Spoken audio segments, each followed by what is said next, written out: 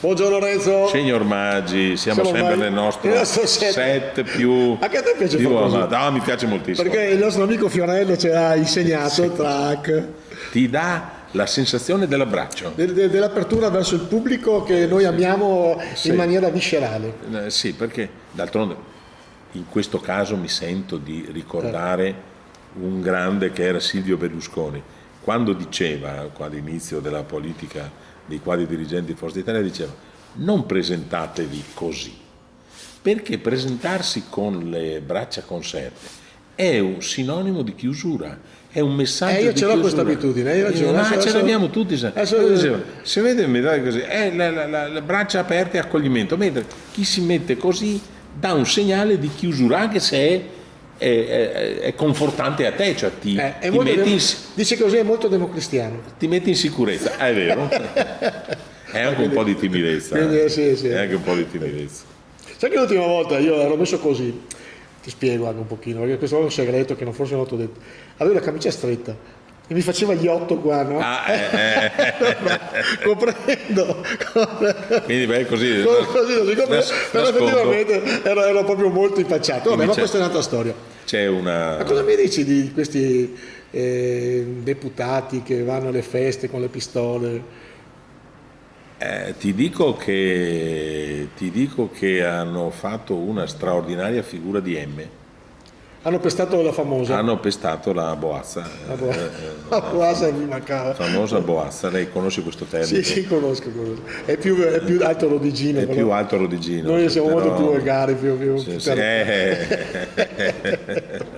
nel senso che voi del Bacio Porese sareste crude, ma io sono anch'io del Bacio Porese. Sì, ma no, tu hai dimenticato. Ho dimenticato tutto, mamma mia, fra poco. Ma allora, loro che, cioè, ricordo tu l'antefatto, c'è stato una festa dell'ultimo dell'anno in una cittadina mi pare del piemontese, sì, Biella, di Biella, e un deputato si è presentato a questa festa e non è ancora accertato come, perché bisognerà, ovviamente la magistratura dovrà fare gli accertamenti del caso. Comunque è partito un colpo che ha ferito un signore della scorta, o il genero di un signore della scorta del sottosegretario, come si chiama?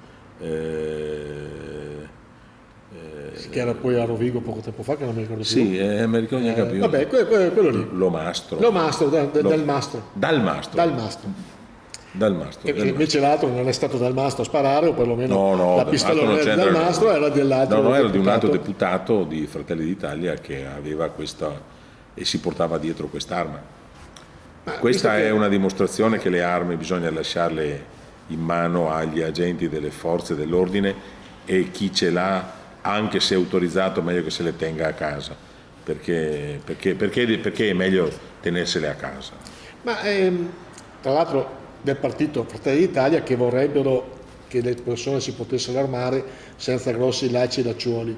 Veramente è più la Lega che ha questa, è più la Lega che ha questa per la difesa, però lì non c'era nessuno da difendere, quindi questa è la dimostrazione che...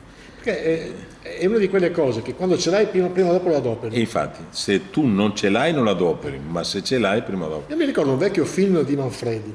Me la ricordo quella. È vero che c'era questo che era diventato bravissimo a sparare, eccetera, poi a un certo punto la spari, perché probabilmente ti dà un senso di onnipotenza. Bravo, hai un'ottima memoria, perché me la ricordo questa frase, quando proprio Nino Manfredi, che era diventato un piccolo campioncino. Sì, piccolo campioncino, e quindi ti dà il senso. Quando ce l'hai, se ce l'hai la usi. Per me sì. Quindi meditate voi che volete, vi invitiamo armarvi.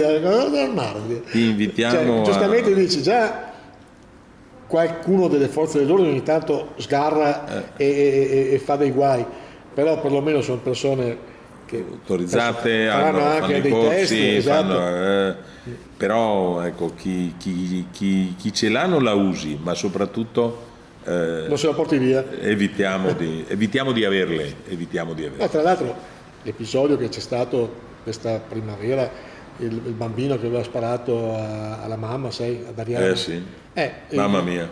Sì, Giocando. Ma il signore della pistola adesso ha un sacco di guai, perché tra l'altro aveva la pistola incustodita, armata, eccetera.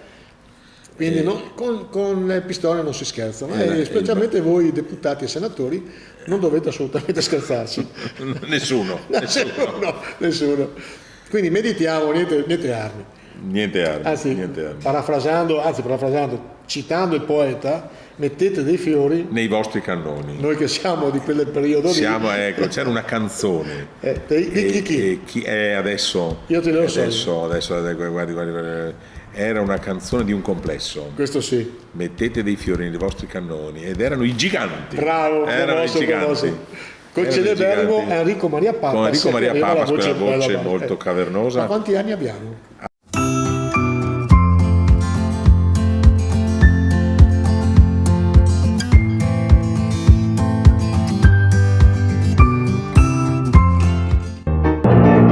Questo spettacolo è orribile. Spaventoso. Disgustoso. Ci torniamo ancora? Sicuro.